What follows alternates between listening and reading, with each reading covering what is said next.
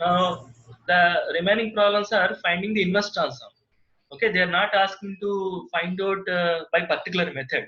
Okay, find inverse Laplace transform of the following. That's the only question it was mentioned. That means what? Now I have the liberty to choose the method. Okay, so what I will do, whichever is best among one method may take some time, other method may give less time to get the answer. Okay, so I'm going to use the best method to get the answer quickly.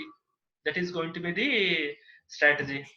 Okay, so depending on the problem, we'll select the partial fraction method or property or convolution, or we may have to apply the combination of partial fractions and property, or combination of convolution and partial fractions, or combination of convolution and property. It depends on the problem.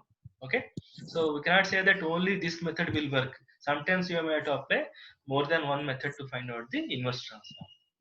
Okay, so let us discuss how do we do the first problem. Expansion. Just simply expand and divide with s power 5. Numerator. Expand the numerator and divide with s power 5. Separate the terms, apply linearity, and get the answer. Is it okay? Yes, sir. Yes, So sir. it is just by application of partial fractions and linearity. Okay, what do you mean by Roman number 1? That says linearity property. Okay, Roman number 2 is first shifting, Roman number 3 is second shifting, and so on. Okay, remember that order. And here also, how do you do this? S by A, I can write this 8 as 2 root 2 whole square. 2 root 2 whole square. So I can see it as s square plus a square type. So s by s square plus a square is something like cos, and this is some a. Okay, okay, or b, some constant b. Some constant by s square plus b square is sine type. So again, apply linearity and get the inverse transform. Is that clear? Separate Yes, the term, sir. separate Yes, the terms, sir. and find out the inverse transform. And in the third problem, what should be my first step? Taking 15 common in the Taking 15 common. If you look at your table, standard inverse Laplace transform table, okay, all s square or s cube or whatever is there, its quotient is always 1. Here additionally 15 is there. So take 15 common.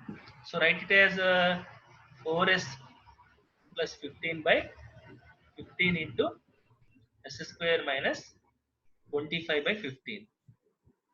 Okay, then separate the terms, apply linearity, and get the answer. Okay, s square minus a square root 25. This 25 by 15 can be written as root 25 by 15 whole square. So something expected answer is going to be in terms of hyperbolic functions because minus is there. Is it okay?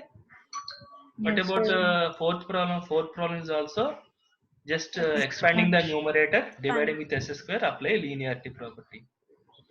Okay, s by s square plus 4. I know. 4. Constant by s square plus 4. I know. So apply linearity and get the answer. And how do you do this problem? S cube by s power 4 minus a power 4.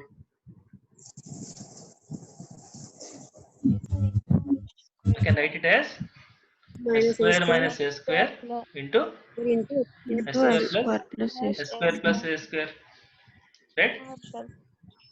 Partial fractions. Further partial fractions. Further, I can write s square minus a square as s minus a into s plus a into s square plus a square, right? So two yes. linear factors, one quadratic factor, write into partial fractions and get the answer. I think partial fractions is the better way, right? Because it is not looking like division by s property, and multiplication by s property is also not easy because of this a power 4. Yes, Yes, sir. multiplication by s property means s cube. It is not simply s. So instead of all those things, I think you better go with the partial fractions. Okay, now apply linearity. And how do we do this problem? S square plus s plus 1. S plus 1 I can write whole it as square s plus 1 by 2 whole square plus root plus 3 by 2 whole 3 square. by root 3 by 2. Denominator also I can also write as s plus 1 by 2. If I remove 1 by 2 from 11, it is going to be 10.5 and 21 by 2. Is it okay? So that Yes, sir. everything in terms of s plus 1 by 2.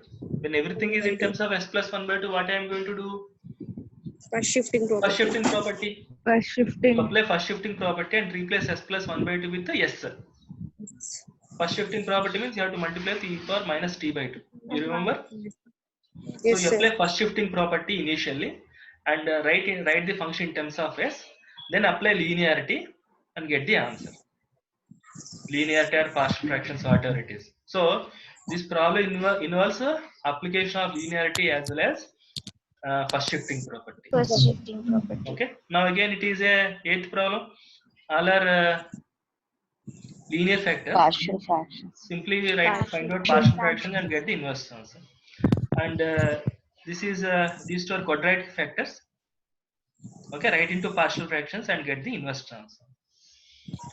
Is it okay? Yes, sir. Yes, sir. Now here also linear factor, repeated factors, partial fractions, linear factor, and how can I write? So quadratic factor, partial fractions. After writing into partial fractions, how do you write s square plus 2s plus 5? First you find out the partial fractions. Later s plus 1 whole square plus 2 square. 2 square. That means again you may have to apply first shifting theorem. Yes, sir. Right, so it is a combination of partial fractions followed by first shifting theorem and using linearity. Okay, and what about 12th problem? How do you do this 12th problem? Just think of this, think of 12th problem. Okay, if you may have to factorize this and then write into partial fractions and apply linearity property. Okay, all of you try 12th problem. If you are not able to do, we'll discuss in one session. Okay, maybe in the doubts clarification session we shall put for Laplace transform for the entire unit. In that we'll discuss this problem. Meanwhile you just try this 12th problem. Okay, 13th one. What is 13th problem?